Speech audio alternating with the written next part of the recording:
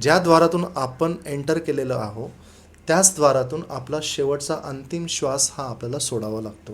Okay. नाही तर आपले जे 9 द्वार आहेत, डोळे आहेत, नाक आहे, मुख आहे, कान आहेत, इथून आपल्याला प्राण सोडावा लागतो आणि इथून जेव्हा प्राण सोडतो तेव्हा त्याला पुन्हा त्या व्यक्तीला जन्म घ्यावाच लागतो. बरोबर. त्यामुळे जर तुम्ही योग पुरुष बघितलं असाल किंवा सिद्ध पुरुष बघितलं असाल तर ते समाधी घेतात.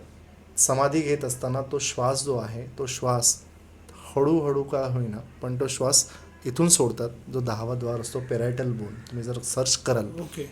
तर कवटी असते माणसाची. हां. माणसाच्या कवटीमध्ये छोटासा एक होल असतो. अच्छा. कारण की हाच होल पूर्णपणे बंद करण्यासाठी आई त्या बाळाला टाळूवरती तेल लावते. बरोबर. वर्षभर तो द्वार बंद केला जातो बरोबर. आणि तो द्वार बंद केल्यानंतर तुम्हाला आता सुटका नाही. ओके. तुम्हाला जर प्राण सोडायचा असेल तर शेवटचा द्वार जो 10वा द्वार असतो त्यालाच आपण मोक्ष का दरवाजा म्हणतो. म्हणून